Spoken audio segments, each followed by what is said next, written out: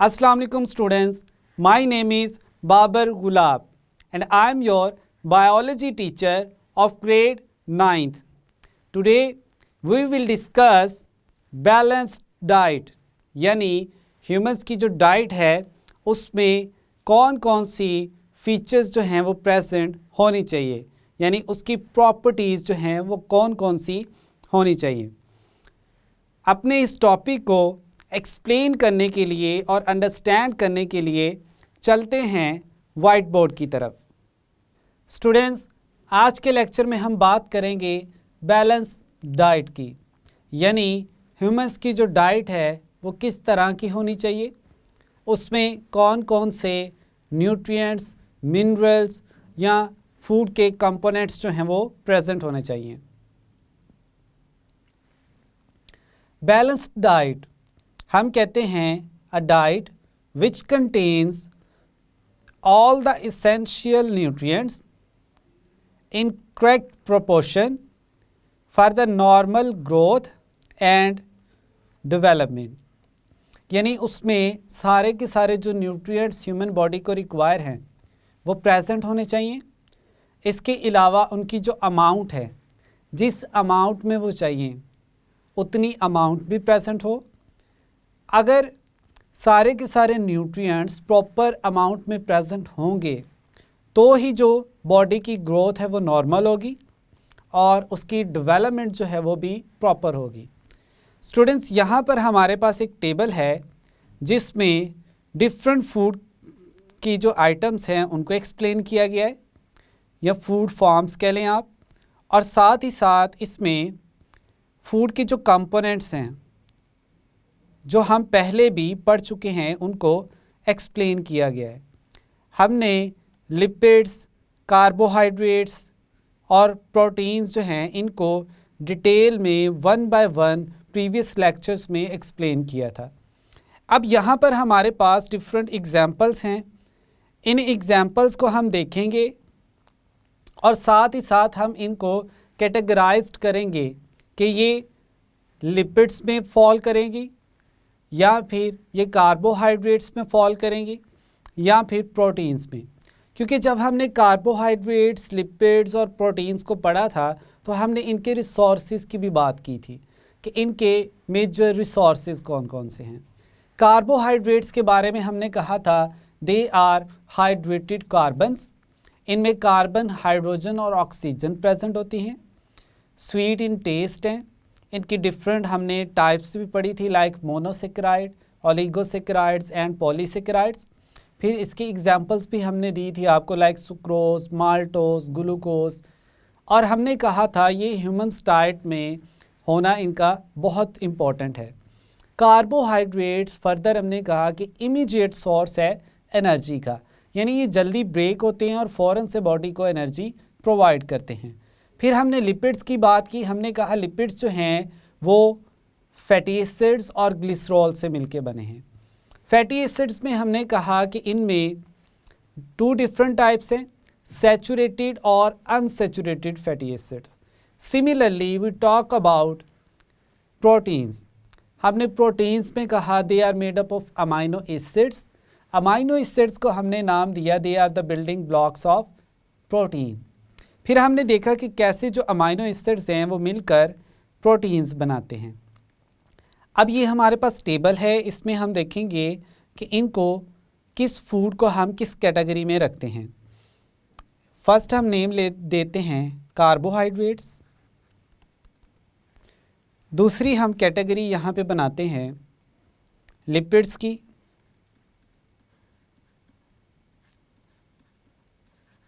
और थर्ड हम देख लेते हैं प्रोटीन्स।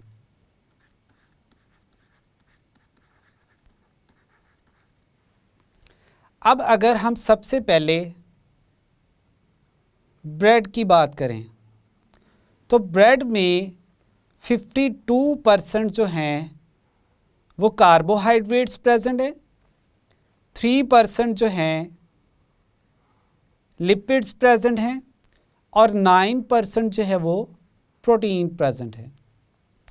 अब ब्रेड जो है वो बैलेंस डाइट ही है क्योंकि इसमें आपको कार्बोहाइड्रेट्स भी मिल रहे हैं, लिपिड्स भी मिल रहे हैं और प्रोटीन्स भी मिल रही हैं। लेकिन अगर इन तीनों को देखा जाए तो जो मोस्ट परसेंटेज है या सबसे ज़्यादा परसेंटेज है वो है हमारे पास किस चीज़ की, कार्बोहाइड्रेट्स की। यानी ब्रेड जो है उसमें क्या चीज़ सबसे ज़्यादा है, कार्बोहाइड्रेट्स, तो उसको हम रखते हैं कार्बोहाइड्रेट्स वाली कैटेगरी में। यानी कार्बोहाइड्रेट्स की एग्जांपल जो है वो ब्रेड है। इसमें लिपिड्स भी हैं, प्रोटीन्स भी हैं, लेकिन मेजर प्रोपोर्शन कौन सा है, कार्बोहाइड्रेट्स का। अब नेक्स्ट जो हमारे पास है वो है राइस यानी चावल। इसमें अगर हम देखें 23% क्या है, कार्बोहाइड्रेट्स, 1% लिपिड्स और 2.2% जो है वो प्रोटीन्स है। अब स्टूडेंट्स इसमें भी तीनों जो कंपोनेंट्स हैं फूड के वो प्रेजेंट तो हैं, लेकिन मेजर अमाउंट किसकी है, वो है हमारे पास कार्बोहाइड्रेट्स की। तो अब इसको हम किस कैटेगरी में रखेंगे, इसको भी हम रखते हैं कार्बोहाइड्रेट्स वाली कैटेगरी में।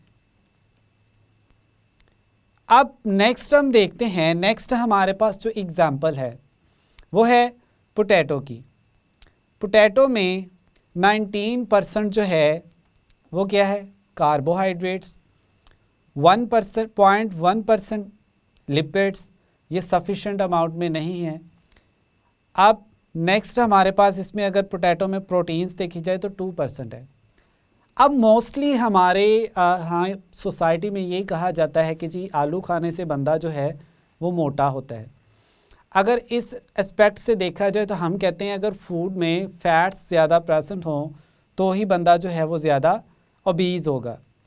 लेकिन अगर आप यहाँ पर देखें तो पोटैटो में तो मेजरली क्या प्रेजेंट है, कार्बोहाइड्रेट्स, और लिपिड्स जो हैं या फैट्स जो हैं वो 0.1% है। तो अब यहाँ से एस्टिमेट लगाया जा सकता है कि पोटैटो की ज़्यादा कंजप्शन जो है वो बंदे को मोटा नहीं करती।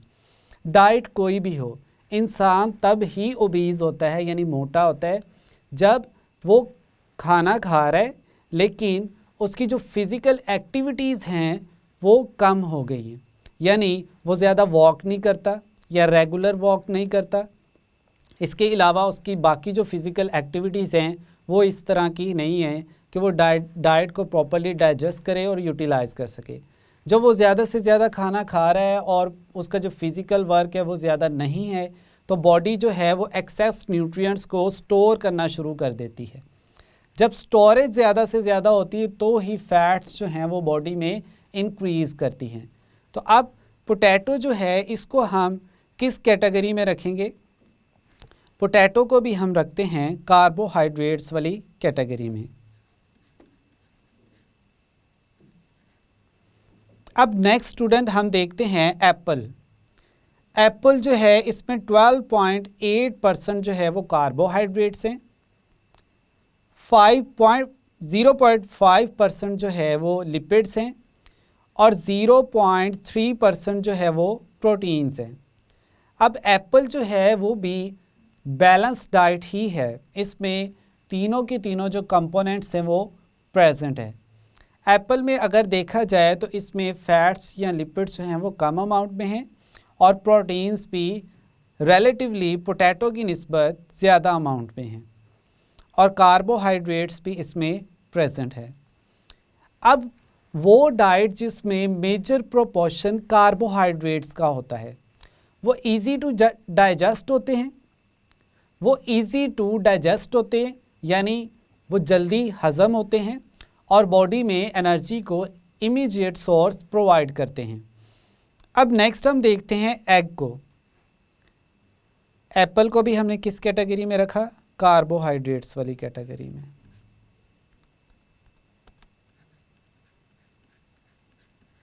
अब नेक्स्ट स्टूडेंट हमारे पास एग्जांपल है एग की।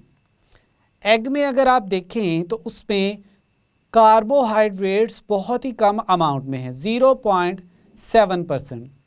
लेकिन अगर आप इसमें लिपिड्स देखें तो वो 12% है और प्रोटीन्स जो हैं वो क्या है, 13%। यानी इसमें मेजरली जो फूड कंपोनेंट प्रेजेंट है वो क्या है, प्रोटीन। लेकिन लिपिड्स भी कुछ कम अमाउंट में नहीं हैं। तो इसको हम इन दोनों कैटेगरीज में रख सकते हैं, लिपिड्स में भी और प्रोटीन्स वाली कैटेगरी में भी।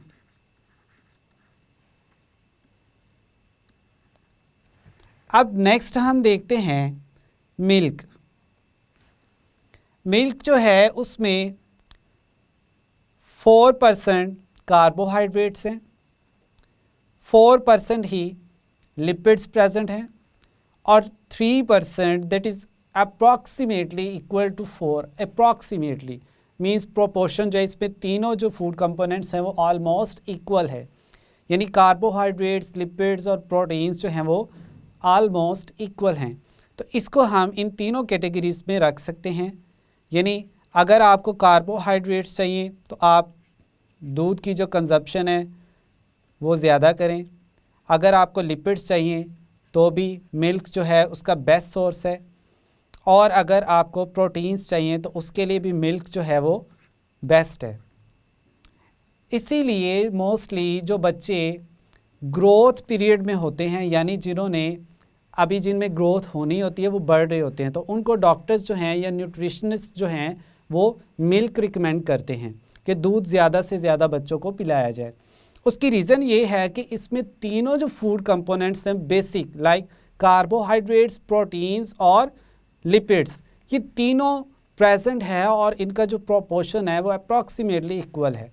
तो बच्चे को जब तीनों फूड बेसिक कंपोनेंट्स मिलेंगे तो उसकी जो ग्रोथ और डेवलपमेंट है वो क्या होगी, ऑप्टिमम होगी, बेस्ट होगी। अब नेक्स्ट हमारे पास एग्जांपल है बटर की। बटर में अगर देखा जाए तो कार्बोहाइड्रेट्स हैं 0.4%, जबकि इसमें लिपिड्स की जो अमाउंट है वो टू मच हाई है, यानी 81% जो है वो इसमें लिपिड्स प्रेजेंट है, और इसमें प्रोटीन्स कितनी है 0.6%। तो अब ये जो बटर है इसको हम किस कैटेगरी में रखेंगे? बटर को हम रखते हैं लिपिड्स वाली कैटेगरी में।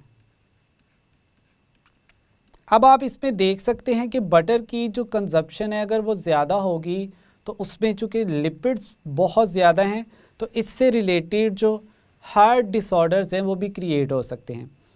डाइट कोई भी है आप उसे खाएं बेफिक्र होकर, लेकिन जब तक आप अपनी जो मेटाबॉलिक एक्टिविटीज़ हैं उनको बाय फिज़िकल एक्सरसाइज उसको इंक्रीज़ नहीं करते तो रिज़ल्ट जो होता है वो उस डाइट के साइड इफ़ेक्ट्स स्टार्ट हो जाते हैं। अगर आप लिपिड्स ले रहे हैं, प्रोटीन्स ले रहे हैं, फैट्स ले रहे हैं, जो भी ले रहे हैं, लेकिन रेगुलर बेसिस पे आप जो हैं एक्सरसाइज कर रहे हैं और इसके अलावा आप जो है वो वाटर जो है उसकी ज़्यादा से ज़्यादा कंजप्शन कर रहे हैं, यानी ज़्यादा से ज़्यादा पानी जो है वो पी रहे हैं। अप्रॉक्सीमेटली हमने बात की थी जो एक एडल्ट ह्यूमन है उसको दिन में 2 लीटर जो वाटर है वो पीना चाहिए। तो अगर आप इस जो प्रिकॉशनरी मेजर्स है इनको फॉलो करते हो तो डाइट आपको कुछ भी नहीं कहती, उसके आपके लिए एडवांटेजेस ही होंगे, बल्कि उसका कोई साइड इफ़ेक्ट नहीं होगा। अब यहाँ तक हमने देखा कि जो बटर है उसमें 81% लिपिड्स हैं और ये बहुत ज़्यादा अमाउंट है। अगर आप बटर यूज़ करते हैं तो आपको चाहिए कि आप एक्सरसाइज भी प्रॉपर्ली करें। अब फाइनल जो हमारे पास है वो चिकन है। चिकन में कार्बोहाइड्रेट्स जो हैं वो 0% है। मींस अगर आपकी बॉडी को इमीडिएट एनर्जी चाहिए, फ़ौरन से एनर्जी प्रोवाइड करना है आपने अपनी बॉडी को, तो जो चिकन है वो आपको इमीडिएट सोर्स ऑफ एनर्जी वाली कैटेगरी में नहीं रखना चाहिए, क्योंकि चिकन खाने से आपको फ़ौरन से एनर्जी नहीं मिलेगी।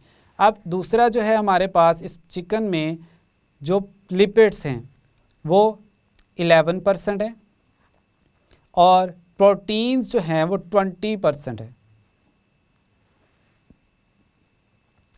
चिकन में अब प्रोटीन्स जो हैं वो सबसे ज़्यादा अमाउंट में हैं, तो इसको हम किस कैटेगरी में रखेंगे? प्रोटीन्स वाली कैटेगरी में। चिकन जो है इसका इस्तेमाल भी किया जा सकता है प्रोटीन्स के लिए, क्योंकि ये चीप सोर्स है प्रोटीन का। अब यहाँ तक तो हमने स्टूडेंट टेबल में सारे के सारे जो बेसिक कंपोनेंट्स थे फूड्स के, उनको डिफरेंट फूड आइटम्स में एक्सप्लेन किया। हमने स्टार्ट किया ब्रेड से, फिर हमने राइस की बात की, पोटैटो की बात की, एप्पल, एग, मिल्क, बटर और चिकन की। फिर हमने इनको डिफरेंट कैटेगरी में रखा कि किस में कौन से वाला प्रोपोर्शन जो है वो ज़्यादा है।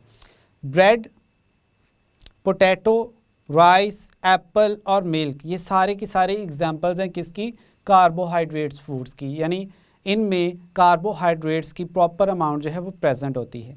अगर लिपिड्स के पॉइंट ऑफ व्यू से देखा जाए तो लिपिड्स जिन फूड आइटम्स में ज़्यादा है वो है हमारे पास eggs, milk and butter. Finally हम देखते हैं प्रोटीन्स को, तो प्रोटीन्स जिन फूड आइटम्स में ज़्यादा होती है वो है हमारे पास एग्स, मिल्क एंड चिकन। यहाँ तक स्टूडेंट्स हमारा जो टॉपिक था बैलेंस्ड डाइट का, जिसको हमने कहा a balanced diet is that which contains all the essential nutrients in correct proportion for the normal growth and development, वो कंप्लीट हो गया। तो नेक्स्ट लेक्चर में हम बात करेंगे इस बैलेंस डाइट और डिफरेंट जेंडर्स और उनकी एज के हिसाब से उन्हें कितनी एनर्जी जो है वो रिक्वायर होती है।